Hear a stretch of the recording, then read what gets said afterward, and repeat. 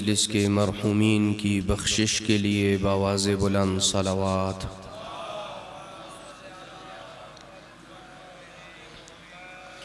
जिस मरहूम के ईसाल सवाब के लिए इस मजलिस तरहीम का एहतिमाम किया गया है,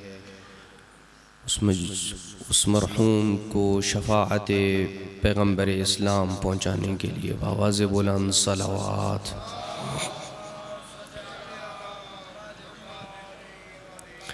अऊज़ु बिल्लाहि मिनश शैतानिर लईनिर रजीम। बिस्मिल्लाहिर रहमानिर रहीम। अल्हम्दुलिल्लाहिस समदिल्लज़ी लम यलिद वलम यूलद वलम यकुल लहू कुफुवन अहद। अस्सलातु वस्सलामु अला सय्यदिना व हबीबिना व तबीब क़ुलूबिना व मुज़क्की नुफूसिना अबिल क़ासिम मुहम्मद।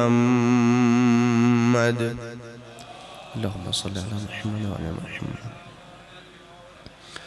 सुम्मा अस्सलातु वस्सलामु अला अहले बैतिहि अत्तय्यिबीन अत्ताहिरीन अल-मासूमीन अल्लज़ीना ज़हबल्लाहु अन्हुमुर रिज्स व तहहरहुम तत्हीरा।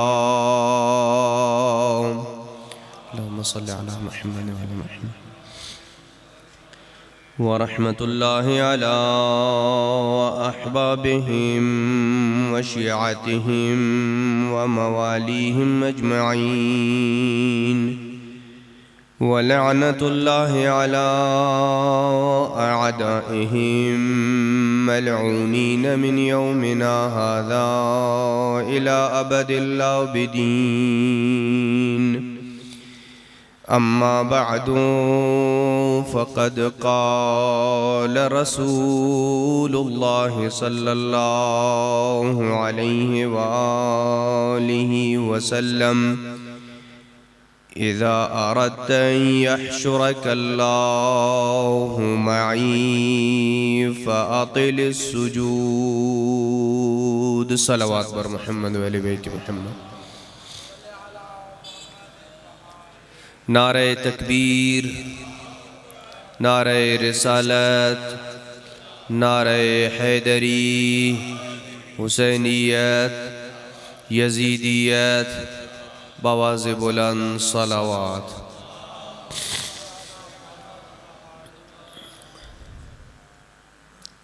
जो मोमिनीन पीछे बैठे हैं वो जगह आगे खाली बैठी है, पड़ी है, आगे तशरीफ़ लाएं ताकि मजलिस का एक माहौल बनता जाए। बुलंद आवाज़ से सलवात भेजते रहें और जो पीछे से आगे आ रहे हैं उनकी दराज़ी उम्र के लिए और सेहत व सलामती के लिए सलवात भेज दें।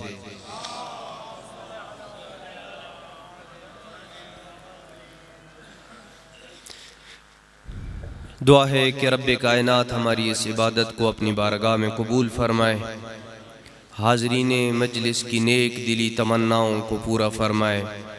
जिस मरहूम के ईसाल सवाब के लिए इस मजलिस का इनेकाद किया गया है उसकी बरज़ख और कब्र की मनाजिल को आसान फरमाए, उसे जन्नतुल फिरदौस में जगह नसीब फरमाए, उसके पसमंदगान को सब्र जमील नसीब फरमाए, हम सब के मरहूमीन को शफ़ाअत पैगम्बर नसीब फरमाए। अपनी अपनी दुआओं की कबूलियत के लिए मिल के एक सलवात भेज दें।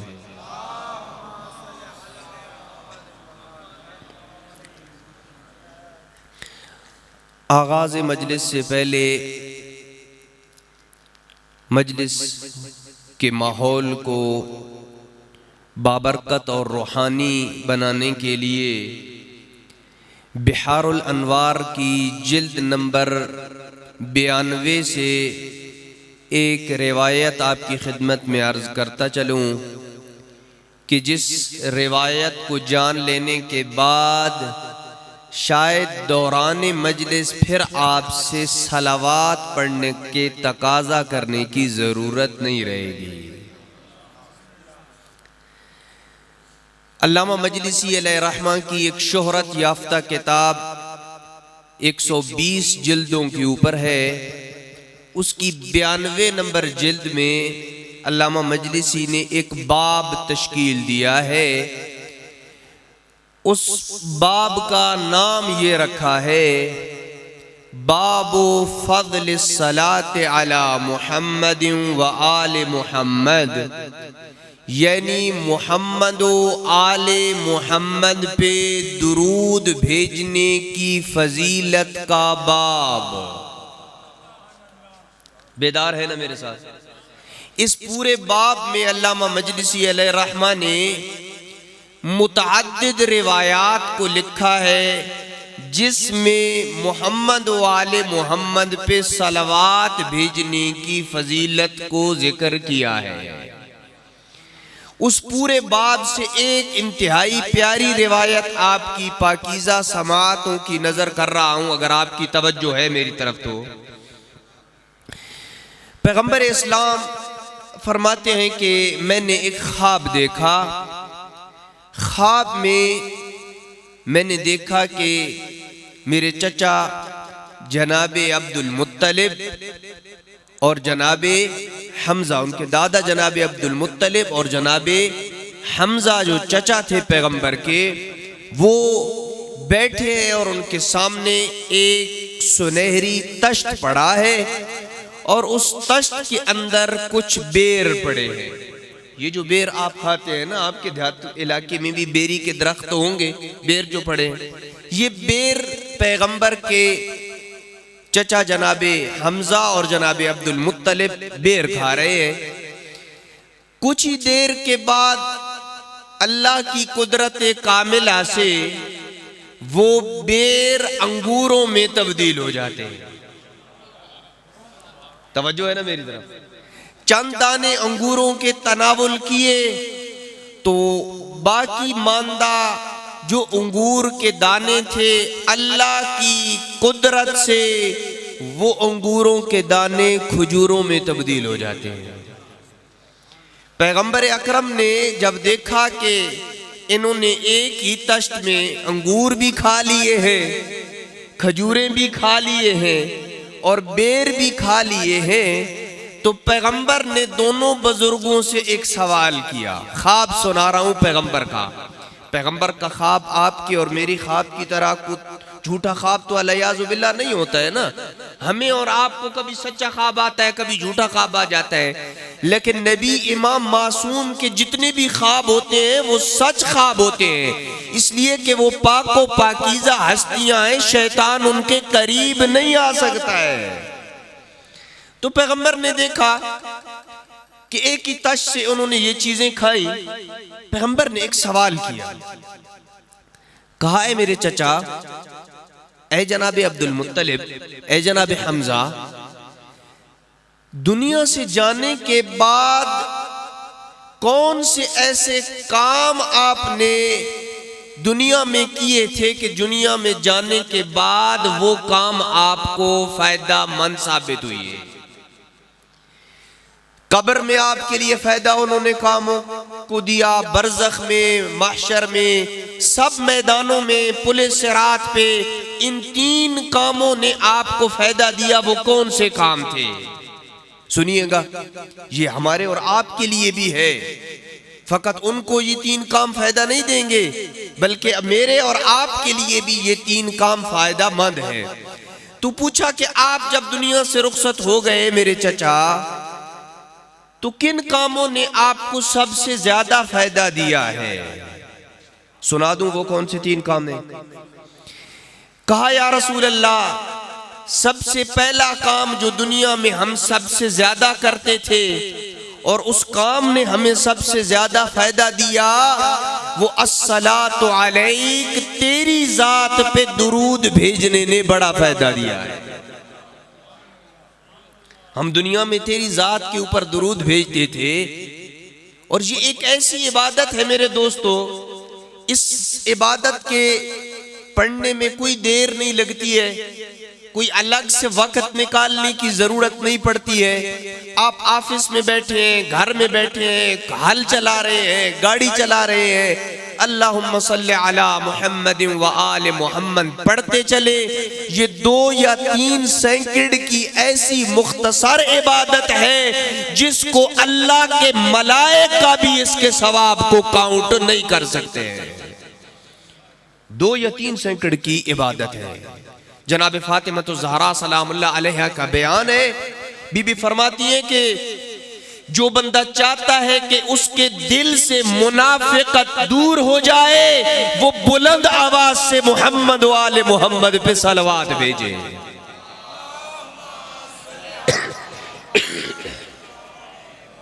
दो या 3 सेकंड की ये इबादत है, इसका अजर क्या है? बस पहला काम जो इन दोनों बुजुर्गों ने बताया वो क्या है? अस्सलातु अलैक, तेरी जात पे दुरूद भेजने ने बड़ा फायदा दिया है।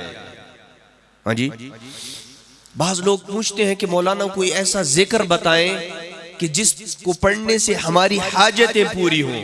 मेरे सामने बहुत सारे बुजुर्ग बैठे हैं, शिया सुन्नी बैठे हैं। अपनी जिंदगी का आपको एक तजर्बा बता रहा हूं जो सलवात से रिलेटेड है। इस अमल को नोट कर लें और फिर इसके बाद आजमाएं अपनी जिंदगी में, इसको देखें आपकी हाजतें पूरी कैसे होती हैं। नोट कर लें अमल को। ये जिक्र 100 मर्तबा दिन में पढ़े। क्या जो बता रहा हूं, एक तस्बीह पढ़ दें, 5 से 7 मिनट आपके नहीं लगेंगे, ये आपकी तस्बीह खत्म हो जाएगी। पैगंबर इमाम सादिक फरमाते हैं जो बंदा इस जिक्र की एक तस्बीह यानी 100 मर्तबा इस जिक्र को पढ़ेगा, इस मुख्तसर जिक्र की 100 मर्तबा तिलावत करेगा, अल्लाह उसकी दुनिया की 30 और आखिरत की 70 हाजतें पूरी करेगा। दुनिया की कितनी? 30 और आखिरत की 70 हाजतें पूरी करेगा। आ मेरे दोस्त, आ मेरे जवान, आ मेरे बुजुर्ग, ऐ मेरे शिया, ऐ मेरे सुन्नी भाई, अगर तू चाहता है कि तेरी हाजतें पूरी हों, इस जिक्र को अपना ले। मोहम्मद और आले मोहम्मद के बताए हुए इस नुस्खे पे अमल करता जा, इस ईमान और इस अकीदे के साथ कि अल्लाह ने मेरी हाजतों की रवाई इसी नुस्खे के अंदर रखी है। क्या है वो नुस्खा? नोट कर ले। रब्बि सल्लि अला मुहम्मदिन व अला अहले बैतिह। बस ये अल्लाहुम्मा सल्लि अला मुहम्मदिन व आले मुहम्मद की बात नहीं कर रहा हूं। रब्बि सल्लि अला, ये इमाम सादिक का फरमान है।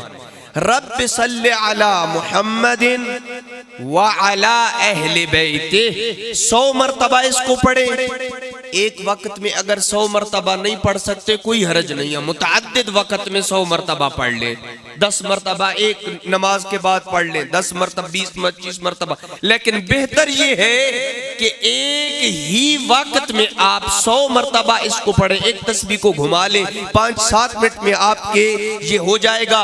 इस ईमान के साथ पढ़े कि अल्लाह ने मेरी हाजतों की रवाई इसी नुस्खे के अंदर रखी है। यकीन कीजिएगा आपकी दुनिया की 30 हाजतें भी पूरी होंगी, आखिरत की 70 हाजतें पूरी हो जाएंगी, आपके रिज़्क़ का मसला भी हल हो जाएगा, आपकी बीमारियों का मसला भी हल होता चला जाएगा। इसलिए कि जिस जिक्र में मोहम्मद का नाम आ जाए, उसके अहले बैत का नाम आ जाए, जब अल्लाह को वसीला मोहम्मद का दिया जाता है, उसके अहले बैत का दिया जाता है, फिर अल्लाह ये कहता हुआ नजर आता है कि ऐ मांगने वाले, तेरी दुआएं जुड़ गई है मोहम्मद के साथ, तेरी हाजतें जुड़ गई है अहले बैत के साथ। अब हो नहीं सकता इन हाजतों को मैं पूरा ना करूं। इन हाजतों को अल्लाह पूरा करता है। बस पहला काम क्या है? अस्सलातु अलैक या रसूल अल्लाह, तेरी जात पे दुरूद भेजने ने बड़ा फायदा दिया है। दूसरा काम जिसने हमें बड़ा फायदा दिया जब हम दुनिया से रुखसत हो गए, सकी कहते हैं प्यासे को पानी पिलाना। कोई बंदा प्यासा है ना, आपने उसको पानी पिलाया, मरने के बाद आपको इसका फायदा पता चलेगा कि मरने के बाद क्या फायदा है उसका। वो वक्त मैदान माशर में जब इंसान अपने पसीने में शराबूर होगा, डूबा हुआ होगा, पानी की तलाश में होगा, उस वक्त तुझे ये पता चलेगा कि मैदान माशर में इसका सवाब क्या है। जब दुनिया में मैं किसी अपने बंदे को, मोमिन को, बेटे को, भाई को, बीवी को पानी पिलाता था। हाँ, जरूरी नहीं है कि घर में बीवी की ही जिम्मेदारी है कि वो ही सबको पानी पिलाए। हाँ, बेटा भी बाप को पिला दे पानी, जवान भी अपनी माँ को पानी पिला दे, जवान अपने बाप को पानी पिला दे। इस तरह करके अगर आप ये आमाल इंजाम देंगे, आखिरत में हम सबको इसका फायदा हो गया। बस दो काम, तेरी जात के ऊपर दुरूद भेजने ने बड़ा सवाब दिया है, हमें बड़ा फायदा दिया है, प्यासे को पानी पिलाने ने हमें बड़ा फायदा दिया है। या रसूल अल्लाह, तीसरा वो काम जिसने हमें सबसे ज्यादा मैदान माशर में, कब्र में, बरज़ख में फायदा पहुंचाया है, वो तीसरा काम क्या है? बेदार होके सुनिएगा। मोहब्बत अली दिल में रखने वालों के लिए ये जुमला पढ़ रहा हूँ। प्यासे को पानी पिलाने ने सवाब दिया है, तेरी जात पे दुरूद भेजने ने सवाब दिया है, हमें फायदा दिया है। तीसरा काम जिसने हमें आज़ाबे कब्र से बचाया, हमें बरज़ख के अजाब से बचाया, मैदान माशर से बचाया, हुब्बु अली इब्न अबी तालिब की मोहब्बत है।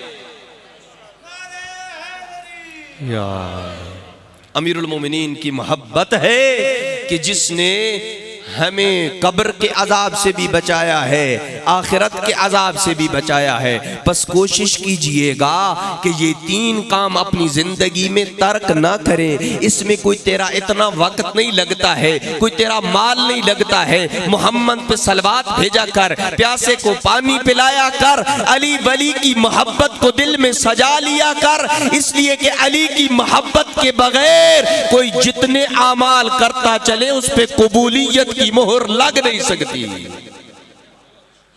एक सलवात भेज दे मोहम्मद वाले बैत मोहम्मद।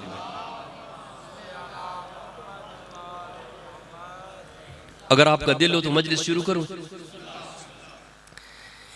एक रिवायत खुतबे में आपके सामने तिलावत की, बस उसी की मैं चंद गुजारिशात उसके मुताल्लिक अर्ज करूंगा।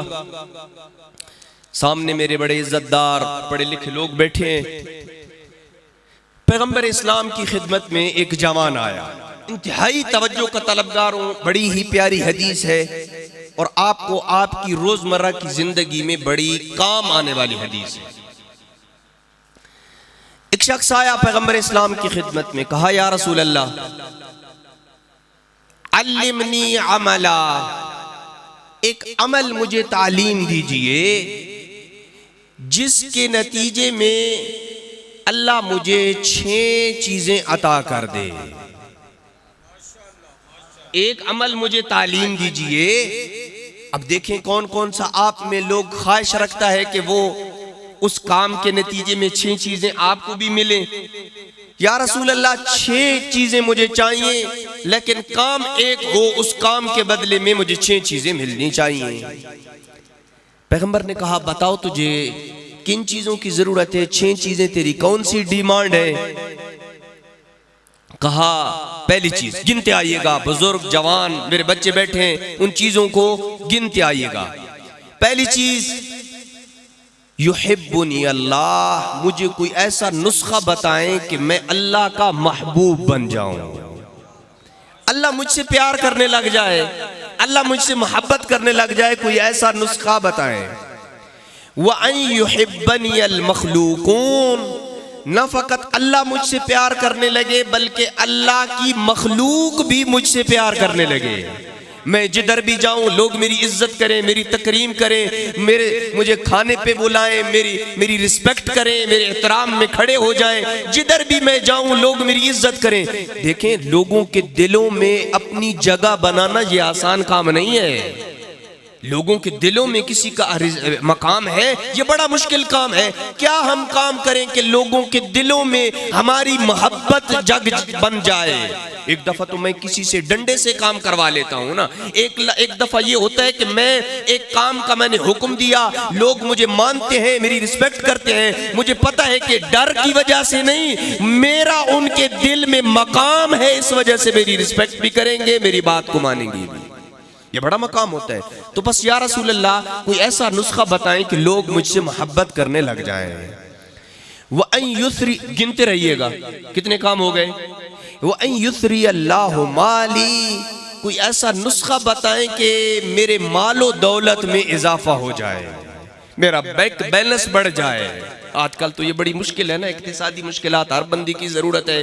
क्या नुस्खा पैगंबर ने तालीम दिया है, इंतजार कीजिए, बताऊंगा कि क्या नुस्खा है पैगंबर का कि मालो दौलत बंदे का बढ़ जाए। वअन युसरी अल्लाहु माली, तीसरी चीज जो मेरी डिमांड है वो ये कि मेरा मालो दौलत बढ़ जाए। वअन यसिह अल्लाहु बदनी, और अल्लाह मेरे बदन को बीमारियों से भी महफूज रखे। हाँ, डॉक्टरों की फीसें भी ज्यादा हैं आजकल, मेडिसिन भी महंगी हैं।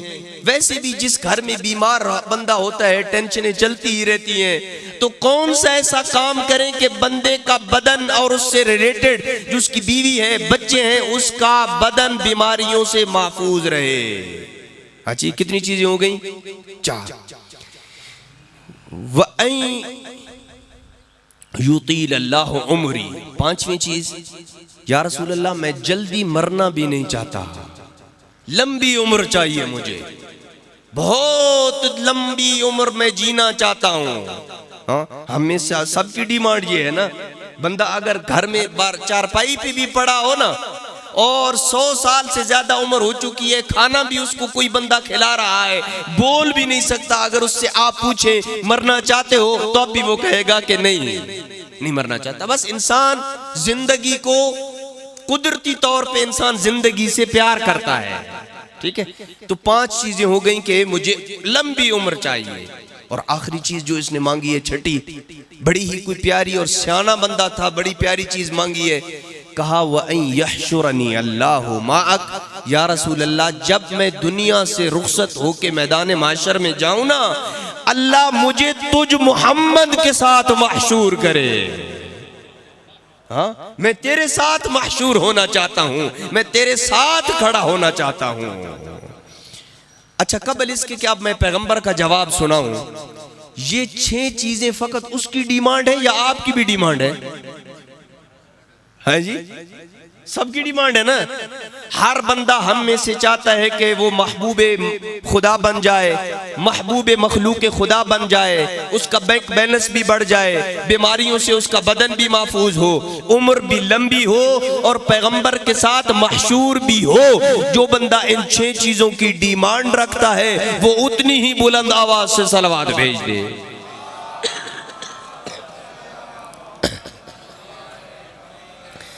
बस अगर आप आमादा हैं तो मैं पैगंबर का जवाब सुना दूं। आमादा हैं या थक गए हैं?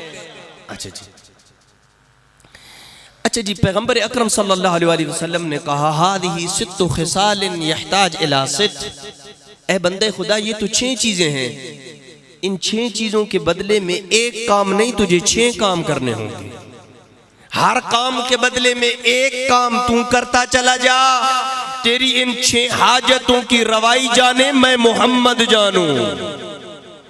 तेरी हाजतें पूरी हो जाएंगी, ये 6 की 6। लेकिन ऐसा नहीं है कि तू ये कोई 3 in 1 या 4 in 1 मशीन नहीं है कि तू एक बटन दबाएगा तो तेरे 4 काम इकट्ठे हो जाएंगे। आजकल ऐसी मशीनें आ गई है ना, 3 in 1 4 in 1, एक चीज करते हो तो वॉशिंग मशीन आ गई है, वो पानी भी लेती है, कपड़े खुद भी धोती है, खुश्क भी कर देती है और फिर आप निकाल के इस्त्री करके पहन लेते हैं। अब मेरे ख्याल इस्त्री वाली भी आ गई है जो प्रेस भी कर देती है एक ही बटन दबाने से। तो कहा नहीं, ऐसा नहीं चलेगा कि 3 in 1 मशीन नहीं है ये। 6 चीज डिमांडें हैं, 6 डिमांडें तेरी हैं, 6 डिमांडें मुझ मोहम्मद की है। तू मेरी 6 बातों को मान ले, मैं तेरी 6 बातों को अल्लाह से मंजूर करवा लूंगा। हाँ जी, आओ पैगंबर ने क्या जवाब दिया। पैगंबर ने कहा, इज़ा अरदत अन युहिब्बकल्लाह, तेरी पहली डिमांड ये थी कि अल्लाह तुझसे मोहब्बत करे। अगर तू चाहता है कि तू महबूबे खुदा बन जाए, फत्तकिल्लाह, तो अल्लाह से डर और तकवे खुदाबंदी इख्तियार कर। तू जितना अल्लाह से डरता चला जाएगा, तू उतना अल्लाह का महबूब बंदा बनता चला जाएगा। इंसान क्या काम करे तो वो अल्लाह से डरेगा? कोई मेडिकल स्टोर से इंजेक्शन, कैप्सूल, कोई दवाई मिलती है जो इंसान खा ले तो इंसान अल्लाह से डरना शुरू कर देता है। दो काम कर ले आप अल्लाह से डरना शुरू हो जाएंगे। आसान है, मुश्किल नहीं है। दो काम इंसान कर ले तो वो अल्लाह से डरना शुरू हो जाता है। क्या? जो बातें और वाजिबात अल्लाह ने हम पे मुकर्रर किए हैं उनको बजा लाए, और जिन कामों से अल्लाह ने रोका है, हराम काम के इर्तिकाब से इनको इर्तिकाब न करे। ऐसा बंदा मुत्तकी बन जाता है। जब बंदा मुत्तकी बन जाता है उसका इमाम अली वली बन जाते हैं। इसलिए कि तू 5 वक्त की नमाज में ये गवाही देता है, अजान में गवाही देता है, मैं गवाही देता हूं कि मेरा इमाम अली मुत्तकियों का इमाम है।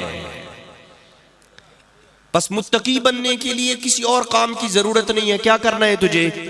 अपने वाजिबात पे अमल कर, नमाज पढ़, हज कर, रोजा रख, ज़कात दे, अमर बिल मारूफ, ये सारे वाजिबात जो अल्लाह ने तेरी गर्दन पे लागू किए हैं इसको मैं और आप इंजाम दे दें। और जो हराम काम है, जिना है, चोरी है, गीबत है, डाका है, मोमिन की इहानत करनी है, इन सब से इज्तिनाब कर ले। जब इंसान वाजिबात पे अमल कर लेगा, अपने मुहर्रमात से इज्तिनाब कर लेगा, ये मुत्तकी बन जाएगा। जब मुत्तकी बन जाएगा फिर अल्लाह इससे मोहब्बत और प्यार करने लग जाएगा। दूसरा काम, इज़ा अरदत अन युहिब्बकल मखलूकून, अगर तू चाहता है कि मखलूक खुदा तुझसे मोहब्बत करने लग जाए, फरफुद अम्मा फी ऐदीहिम व अहसिन इलैहिम, जो कुछ लोगों को अल्लाह ने नेमतें दी हैं ना, उन नेमतों की तरफ अपनी निगाहें हटा ले और मोड़ ले और लोगों पे एहसान कर। जब तू लोगों पे एहसान करेगा, लोगों के साथ नेकी करेगा, गरीब का हाथ बटाएगा, उसकी मदद करेगा, और अपनी निगाहें लोगों की दौलत, बैंक बैलेंस, उसकी गंदम, फलां की तो इतनी गंदम हुई है, शुक्र कर जिसने उसे दी है वो तुझे भी देने पे कादिर है। फलां की तो इतनी बड़ी बैंक को बैलेंस है, कोठी है, बंगला है, कार है, हर साल ये नई गाड़ी निकलवाता है, शुक्र अल्हम्दुलिल्लाह, अल्लाह उसे और दे। पालने वाले जिस तरह तूने उसे दिया है मुझे भी दे, तेरे खजानों में कोई कमी नहीं है। हाँ जी, इस अंदाज में अगर जब इंसान मांगेगा तो फिर इंसान अल्लाह का भी महबूब होगा और उसकी मखलूक भी उसके साथ मोहब्बत करने लग जाएगी। तीसरा काम, वो अन युसरी अल्लाहुमा, उसने तीसरी डिमांड क्या की थी कि मेरे मालो दौलत में इजाफा हो जाए।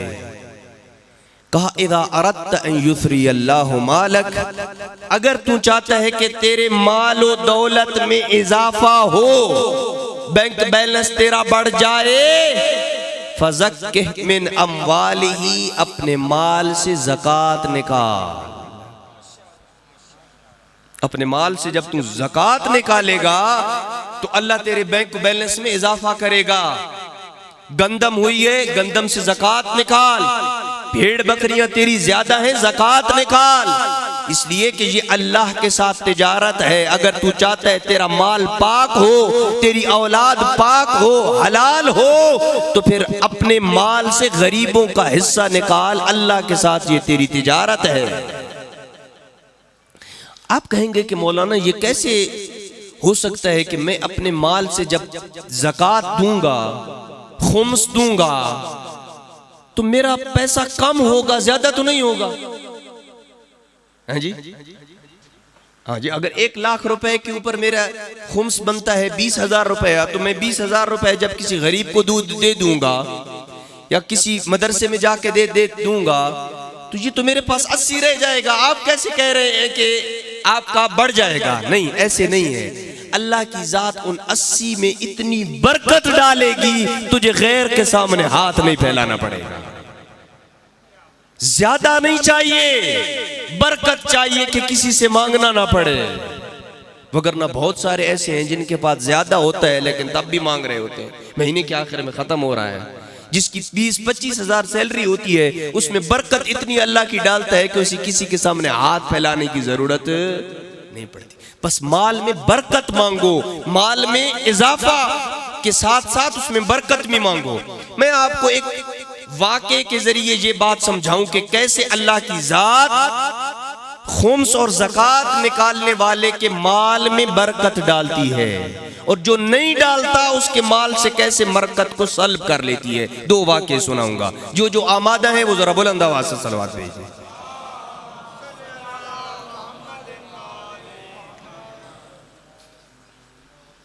मशहद जो लोग ज़ियारत के लिए गए हैं, मशहद के साथ एक शहर है निशापुर। निशापुर की एक बीबी थी, अभी भी उसका मज़ार वहां पे बना हुआ है। मुजर्रब अमल है कि जिसकी औलाद न हो रही हो, अगर वो मन्नत माने, बीबी निशापुर, बीबी शतीता नाम है, बीबी शतीता नाम सुना हुआ शायद आपने, वहां पे बीबी शतीता का मज़ार है। अगर आप बीबी शतीता के मज़ार पे ज़ियारत की मन्नत माने, जिसकी औलाद नहीं हो रही, अल्लाह मुझे औलाद दे, मैं बीबी शतीता के मज़ार पे जाके खत्म कुरान करूंगा, अल्लाह की जात उसको औलाद अता करती है। ये मुजर्रब अमल है, लेकिन खत्म वहां करना है, फिर 2 दिन रुकना है, 3 दिन रुकना है वहां पे, या एक ही दिन में खत्म वहां पे करना है, ये मन्नत है। ये बीबी कौन थी? निशापुर से, निशापुर के ताजरों ने जब अपना खुम्स और ज़कात इकट्ठा किया ना, तो एक बंदे को मुकर्रर किया कि तुम मदीना मुनव्वरा जाओ और वहां पे इमाम जाफर सादिक की खिदमत में हमारा ये खुम्स और ज़कात पहुंचा दो, और हमारे कुछ सवालात हैं उनके जवाबात भी इमाम से ले आना। शतीता को पता चला गया, भारी भरकम खुम्स इकट्ठा हो गया, ज़कात इकट्ठी हो गई, बहुत सारे ऊंट लग चुके। शतीता को पता चला, शतीता 4 दिरहम और हाथ से बुना हुआ एक छोटा सा रुमाल लेके उस बंदे के पास आई और कहा कि मेरा भी ये मुख्तसर सा खुम्स और ज़कात बनता है, इसको जाके ले जाइए और इमाम की खिदमत में पेश कर देना। जब उसने देखा कि ये 4 दिरहम में एक छोटा सा रुमाल है, तो उसने कहा कि मैं तो ये नहीं लेके जाता, मेरे पास तो बोरियां भरी हुई हैं, थैले भरे हुए हैं, ये तो मैं आपका छोटा सा खुम्स इमाम को दूंगा, मुझे शर्म आती है। इसने कहा, बंदे खुदा, इन्नल्लाह ला यस्तही मिनल हक़ शैआ, अल्लाह थोड़े हक से शर्माता जब नहीं है, तू क्यों शर्मा रहा है? जब मेरा बनता ही इतना है तो मैं ज्यादा कैसे दूं? ले जा। इसने वो खुम्स लेके यूं किया, बोरी के नीचे नीचे रख दिया कि पहले इमाम को खुश करने के लिए भारी भारी रकम दूंगा, जब दे लूंगा ना तो फिर आखिर में शतीता के 4 दिरहम और रुमाल निकाल के दे दूंगा। पहुंचा, मदीना में पहुंचा तो इमाम जाफर सादिक अलैहिस्सलाम की शहादत हो चुकी थी, इमाम दुनिया से रुखसत हो चुके थे। अब ये हैरान था, परेशान था, इमाम के बाद इमाम कौन होगा, मैं किसको ये अमानतें पहुंचाऊंगा। अभी पैगंबर के रोजे पे ये दुआ मांग रहा था, तवस्सुल कर रहा था, या रसूल अल्लाह मेरे पास बड़ी अमानतें हैं, मैं ये कैसे पहुंचाऊंगा, मुझे बताएं कि अल्लाह के रसूल का नुमाइंदा इमाम जाफर सादिक के बाद कौन इमाम है। परेशान था इसी हालत में कि पीछे से एक शख्स आया, उसने कंधे पे हाथ रखा, कहा उठ, इमाम मूसा इब्न जाफर, मूसा काजिम तुझे बुला रहे हैं। गया, अभी इमाम अलैहिस्सलाम के सामने बैठा ही था, पहली ज़ियारत, पता नहीं है कि ये इमाम है भी या नहीं। इमाम अलैहिस्सलाम ने कहा, बोरियां खोलो और उनमें जितने भी सवालात तुम लेके आए हो, हर सवाल के नीचे जवाब में लिखा हुआ है और मुझ मूसा इब्न जाफर की मोहर भी लगी हुई है। इसने बोरियां खोली, देखा बड़े बड़े वर्के थे, उनके ऊपर उन लोगों निशापुर के मोमिनीन के सवालात थे, नीचे जवाबात इमाम के लिखी हुई है और इमाम मूसा इब्न जाफर की स्टैंप लगी हुई है। अब इसे यकीन हो गया कि मैं ठीक जगह पे पहुंच गया, यही इमाम है। अब जब खुम्स देना इसने शुरू किया ना, इधर इसने थैलों को खोलना शुरू किया। इमाम मूसा इब्न जाफर ने कहा, ऐ शख्स रुक जा, इन भारी भरकम खुम्स को साइड पे रख, सबसे पहले मुझे शतीता के 4 दिरहम और रुमाल ला दे। अल्लाह अकबर, अल्लाह अकबर। यह है इखलास, यह है अल्लाह की राह में इखलास से खर्च करना। यह हैरान था, परेशान था, मैं इतनी भोरियां भर के लेके आया हूँ। इमाम ने उनके मुतालिक नहीं पूछा है, कहा शतीता के 4 दिरहम और रुमाल मुझे ला दो। इमाम के कहने पे उसने एक रुमाल और 4 दिरहम निकाले। इमाम अलैहिस्सलाम ने उसको अपने पास रखा और एक अपने गुलाम को कहा, जाओ और संदूक लेके आओ। संदूक लेके आया। जब इमाम अलैहिस्सलाम ने संदूक खोला, इमाम अलैहिस्सलाम के उस संदूक के अंदर खुद इमाम मूसा इब्न जाफर, इमाम मूसा काज़िम का कफन था, जो उनकी बहन जनाबे हमीदा ने तैयार किया था। कहा, सुन ए खुम्स लाने वाले, मैं इस कफन का एक टुकड़ा काट के तुझे दे रहा हूं और जाके शतीता को कहना, ये मेरी बहन ने अपने हाथ से मेरे लिए कफन तैयार किया था। जब तू दुनिया से रुखसत हो जाए तो मूसा इब्न जाफर के कफन का ये टुकड़ा अपने साथ रख लेना। कितनी बाबरकत। और फिर 40 दिरहम दिए। कहा कि ये 40 दिरहम ले जाओ और शतीता को कहना, जिस दिन तू नेशापुर पहुंचेगा उसके ठीक 16 दिन बाद शतीता दुनिया से रुखसत हो जाएगी। ये शतीता के 16 दिन और उसकी जिंदगी के बाकी मानदा दिनों का खर्चा मैं मूसा इब्न जाफर के जिम्मे है, मेरे जिम्मे है। ये उस 4 दिरहम की बरकत है। और शतीता को कहना, शतीता परेशान नहीं होना, तू इधर नेशापुर में दुनिया से रुखसत होगी, मैं मदीना से मेजाज इमामत के जरिए खुद नेशापुर आके तेरी नमाज जनाजा पढ़ूंगा। ये कितने दिरहम दिए थे? 4 दिरहम। बस थोड़ा बहुत तेरा जितना खुम्स व ज़कात बनता है उसको इखलास के साथ अदा कर, अल्लाह तेरे रिज़्क में बरकत अता करेगा। अब उसका रिज़्क बढ़ा है या नहीं है? उसकी माल दौलत में इजाफा हुआ है या नहीं हुआ?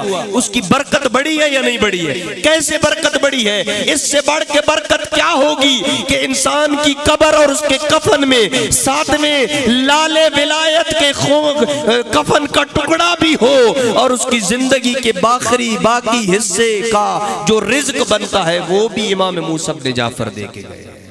इससे बढ़ के बरकत क्या हो सकती है? नमाज जनाजा भी खुद इमाम मूसा काज़िम अलैहिस्सलाम ने पढ़ाया। और जो नहीं अदा करते हैं खुम्स व ज़कात, उनके मुतालिक भी एक वाक़या सुना दूं या न सुनाऊं? जो परेशान बैठे हैं उनकी परेशानी को दूर करने के लिए सलवात भेज दें।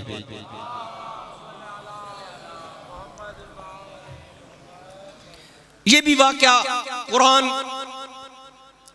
की तफासीर के अंदर ये वाक़या मौजूद है कि एक शख्स था, हातिब बिन अंसारी, सअलबा बिन हातिब अंसारी, सअलबा बिन हातिब अंसारी। गरीब बंदा था, कोई भी इसके पास कुछ चीज नहीं थी। पैगंबर के पास आया, कहा, या रसूल अल्लाह, मेरे पास माल दौलत नहीं है, आप मुझे कोई ऐसी दुआ तालीम दें, मेरे लिए दुआ करें कि मेरा रिज़्क बढ़ जाए। पैगंबर ने दुआ नहीं की। कहा, चला जा, तेरे लिए मालो दौलत की दुआ करना तेरे लिए वबाले जान बनेगा। बाज़ों का ज्यादा रिज़्क को इंसान नहीं पचा सकता ना। चला गया। कुछ टाइम गुजरा, फाकों पे फाके बढ़े, फिर पैगंबर की खिदमत में आया। कहा, या रसूल अल्लाह, अब बर्दाश्त नहीं होता है, खाने को कुछ नहीं है, घर में लाले पड़े हुए हैं, कुछ दुआ कीजिए।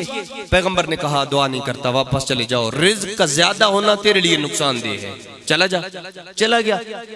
तीसरी दफा फिर शदीद से शदीद फाकों से जब गुजरा ना, पैगंबर के सामने आके रोने लगा, या रसूल अल्लाह, अब बर्दाश्त नहीं होता है, आप अब मेरे लिए दुआ कर दें।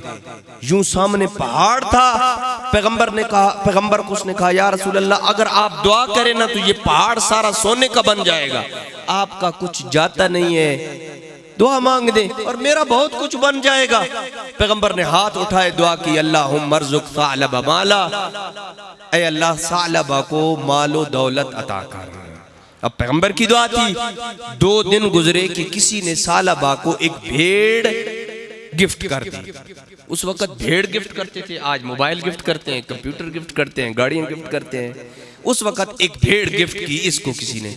अब सालबा वो बंदा था जो 5 वक्त का पक्का नमाजी, मस्जिद नबवी में पैगंबर की इक्तिदा में नमाज पढ़ने वाला।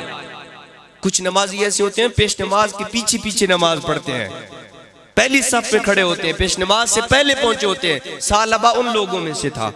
काम काज जो कोई नहीं था, निकम्मा बंदा था, मस्जिद की पहली सफ में पेश नमाज के पीछे जाके वक्त से पहले पहुंच जाता था। तो अब एक भेड़ मिल गई। सालबा सुबह शाम इसकी खातिर तवाज़ो में लग गया। एक भेड़ से उसको एक और भेड़ पैदा हुई, बच्चा पैदा हुआ, बकरी 2 हो गई, 2 से 4, 4 से 8, 8 से 16।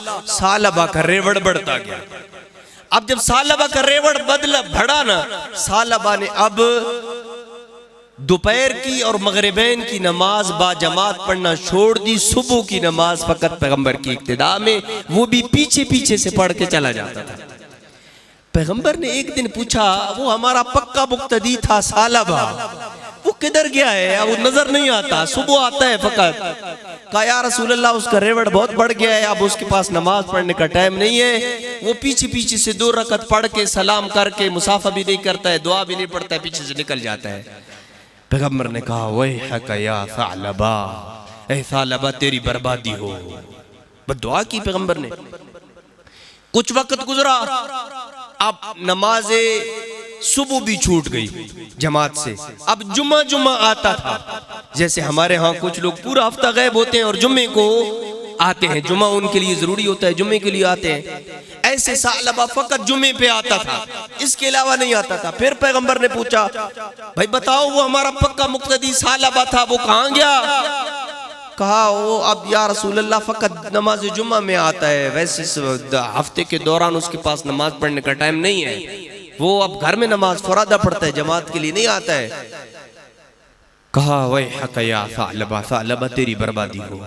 कुछ वक्त गुजरा, अब जुम्मा भी छूट गया, अब फकत नमाज ईदैन पे आता था।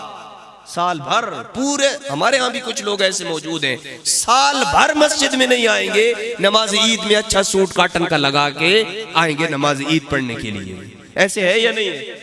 ऐसे होता है ना, हमारे यहाँ भी होता है। उस वक्त भी ऐसे था पैगंबर के जमाने में। तो पैगंबर ने पूछा, कहा या रसूल अल्लाह, अब उसने जुम्मा भी छोड़ दिया, उसका रेवड़ इतना, रिवायत है कि इतना उसका रेवड़ बढ़ गया जैसे जमीन में चिमटियों की तादाद है ना, इतनी उसकी भेड़ बकरियां हो गई। कहा या रसूल अल्लाह, मदीना शहर उसके लिए तंग पड़ गया है, वो बाहर निकल गया है, मदीना से बाहर पहाड़ों में वो रहता है, और वो कभी कभी आता है, वो मदीना शहर में उसने कोई अपनी भेड़ फरोख्त करनी होती है और वहां से कोई घी और दूध फरोख्त करना होता है, तब आता है, वैसे नहीं आता है। वो अब साल में 1 मरतबा ईद के लिए आता है। पैगंबर ने फिर बद्दुआ दी, वैहक या सालबा, सालबा तेरी बर्बादी। इसी दौरान ज़कात के वजूब की आयत नाजिल हो गई कुरान में पैगंबर के ऊपर। पैगंबर ने अपने 2 सहाबी भेजे और कहा, जाओ सालबा को कहो कि तेरे पास बहुत ज्यादा माल मवेशी है, अब तू उनसे क्या कर, ज़कात निकाल।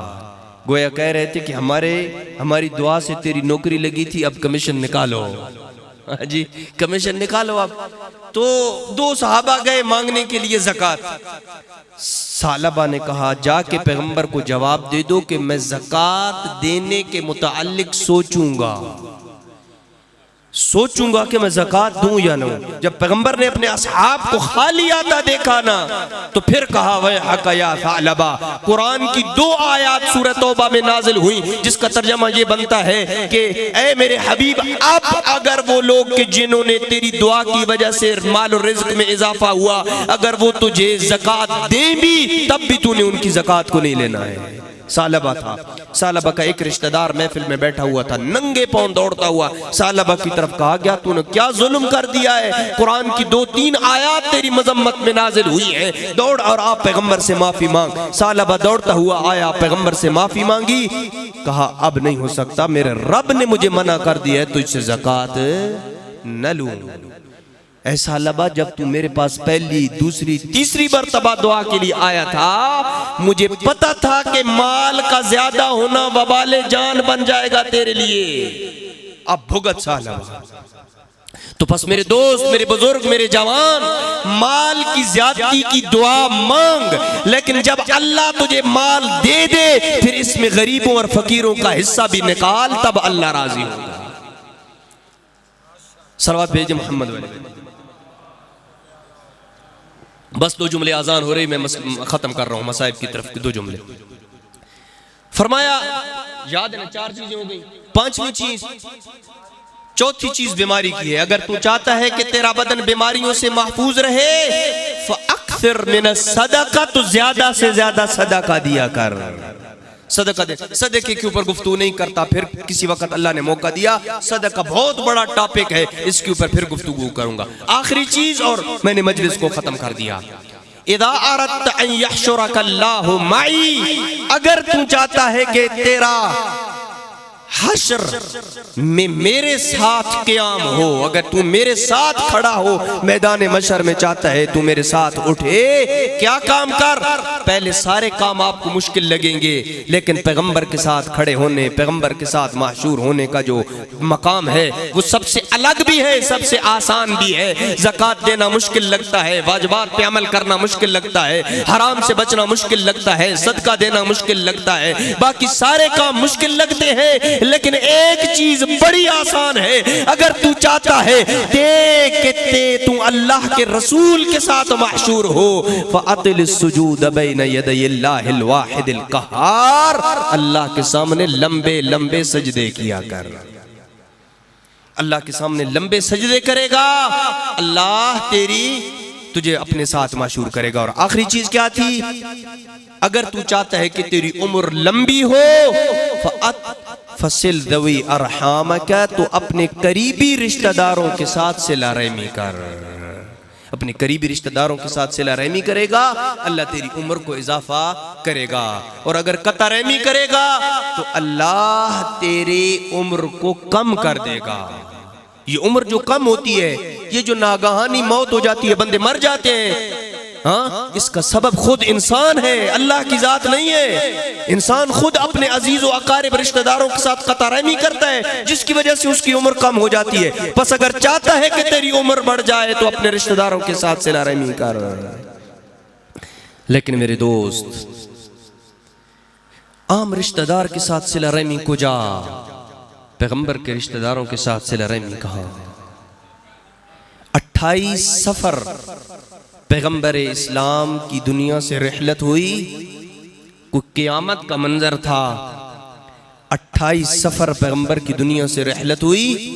पैगंबर की वफात के ठीक 4 दिन बाद, यानी आज के दिन 2 रबीउल अव्वल, वही दरवाजा जिस दरवाजे पे पैगंबर अपनी वफात से 6 या 9 महीने आके सलाम किया करते थे, अस्सलामु अलैकुम या अहले बैती, ए मेरे अहले बैत तुम पे मेरा सलाम हो। अभी पैगंबर की रिहलत को 4 दिन गुजरे थे। चौथे दिन लोग लकड़ियां लेके बतूल के दरवाजे पे आ गए। कहा अली को बाहर निकालो, वगरना हम इस घर को आग लगा देंगे। बड़ा भरम था अली की ज़ौजा रसूल खुदा की बेटी जनाब फातिमा को, जनाब फातिमा बस मैं सारा मसाइब नहीं, 2 जुमले फकत दरवाजा जलने के पढ़ूंगा। मेरी आकाज़ादी दरवाजे के पीछे आई और कहा मैं मोहम्मद की अकलौती बेटी हूँ, मेरा हया करो। कहा अली को बाहर निकालो, वगरना हम इस घर को घर समेत जला देंगे, घर वालों समेत जला देंगे। कहा तुझे पता है इस घर में जिब्रील आता था, इजाजत लेके आता था। इस घर में जब जिब्रील आता था बगैर इजाजत के नहीं आता था। असहाब एहतराम करते थे, रसूल एहतराम करते थे। पैगंबर ने इस दरवाजे के मुताल्लिक कहा था, बाबुहा बाबी, फातिमा का दरवाजा मेरा दरवाजा है, किस घर को जला रहे हो? कहा वैन कोई भी हो, हम इस घर को जला देंगे। अज़ादारों, जब तकरार बढ़ा ना, अमीरुल मोमिनीन बाहर नहीं आए। अज़ादारों, अब लकड़ियां जमा की गई, दरवाजे पे आग लगी। अज़ादारों, 200 बंदों ने दरवाजे को धक्का दिया। दरवाजे के पीछे मोहम्मद की बेटी थी, मोहम्मद की बेटी के पीछे दीवार थी। अज़ादारों, दीवार को धक्का लगा और मेरी आकाज़ादी के सीने पे दरवाजा आया। दरवाजे के अंदर 2 मेखे थी और उन मेखों ने क्या काम किया? आप बतूल के सीने से पूछ, ओ मेखे बेबस हो गई, ओ खून का फवारा निकला, मोहसिन शहीद हो गया। फिजा आगे बढ़ो, मेरा पहलू जख्म, अजरकुमुल्लाह पहलू जख्मी हुआ और मेरी आकाज़ादी गश खा के जमीन पे गिर गई। थोड़ी देर के बाद जो होश आया ना, पहला सवाल किया, अपने पहलू को भूल गई, अपने मोहसिन को भूल गई। पहला सवाल किया, कहा फिजा बताओ मेरा अली कहाँ गया है? ओ इमामत की मुदाफे फातिमा, ओ विलायत की दिफा करने वाली फातिमा अपने दर्द को भूल गई, वो अपने पहलू को भूल गई। कहा अली को गिरफ्तार करके ले गए हैं। अज़ादारों, सुन सकोगे? अज़ादारों, मेरी आकाज़ादी जब बाहर निकली ना, एक ने हुक्म दिया, जाओ फातिमा को वापस करो। फातिमा बढ़ रही है दरबार की तरफ। एक ने अपना ताजियाना निकाला और फातिमा के हाथ पे ताजियाना लगा। अज़ादारों, अज़ादारों, फातिमा जमीन पे गिर गई। रहमतुल लिल आलमीन की बेटी रोते रोते जमीन पे बैठ गई। लेकिन अली को फिर भी न, अजरकुमुल्लाह, अली को फिर भी न छोड़ा। अज़ादारों, आई ना उस मकाम पे, जब देखा अली मौला के गले में रस्सी है। अली मौला के गले में रस्सी देख के पैगंबर की कब्र की तरफ बढ़ी। कहा छोड़ दो मेरे अली को, वगरना मैं सर के बाल खोलूंगी, बद्दुआ करूंगी, मदीना गर्क हो जाएगा। आजाब के आसार नमूदार हुए। रिवायत कहती है मस्जिद नबवी की दीवारें इतनी बुलंद हुई, घोड़े सवार गिरने गुजर जाते थे। मदीना के दरो दीवार हिलना शुरू हुए। अली ने कहा सलमान दौड़ो, मोहम्मद की बेटी को कहो और तू रहमतुल लिल आलमीन की बेटी है, बद्दुआ न करना, मदीना गर्क हो जाएगा। बस अज़ादारों, अली छूट गए। मैं कहूंगा फातिमा तू बड़ी खुशकिस्मत है, तूने बद्दुआ नहीं की, अली को छुड़वा लिया। आजरा करबला के मैदान में 70 कदम पे ज़ैनब थी, रो रो के कह रही थी हया करो मेरा जामा जाया हुसैन, शिमर के खंजर की रवानी थी। रो रो के कह रही थी मेरे हुसैन को न मारो। इन्ना लिल्लाहि व इन्ना इलैहि राजिऊन। वसयअलमुल्लज़ीन ज़लमू अय्युमुनक़लिबी यनक़लिबून। परवरदिगार बिहक़्क़ मुहम्मद व अहले बैत मुहम्मद हमारे गुनाह माफ़ फरमा, हमारे असातिज़ा के गुनाह माफ़ फरमा। परवरदिगार हाज़रीन मजलिस के गुनाह माफ़ फरमा। जिस मरहूम के इसाले सवाब के लिए इस मजलिस का इनेकाद किया है, उस शफ़ाअत पैगम्बर नसीब फरमा, शफ़ाअत जनाब सैयद नसीब फरमा। परवरदिगार तुझे तेरी इज़्ज़त व जलालत का वास्ता, परवरदिगार बिहक़्क़ मुहम्मद व अहले बैत मुहम्मद हाज़रीन मजलिस में से जो बीमार हैं उन्हें शिफायाबी नसीब फरमा। परवरदिगार इन सब के मरीज़ों को शिफायाबी नसीब फरमा। जो मकरूज़ हैं उनके कर्ज़ों को अदा फरमा, जो परेशान हैं उनकी परेशान हाली को दूर फरमा। परवरदिगारा तुझे मोहम्मद व अहले बैत मोहम्मद का वास्ता हमारे वक़्त के इमाम का ज़हूर फरमा, उनकी आवाज़ पे लब्बैक कहने की तौफ़ीक नसीब फरमा। मुल्क पाकिस्तान में अमन व अमान को कायम फरमा।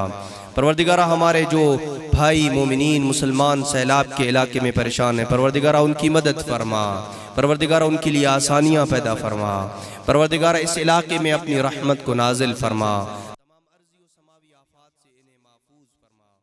बाहमी वहदत को कायम रखने की तौफीक नसीब फरमा। रब्बना तकब्बल मिन्ना इन्नका अंतस समीउल अलीम।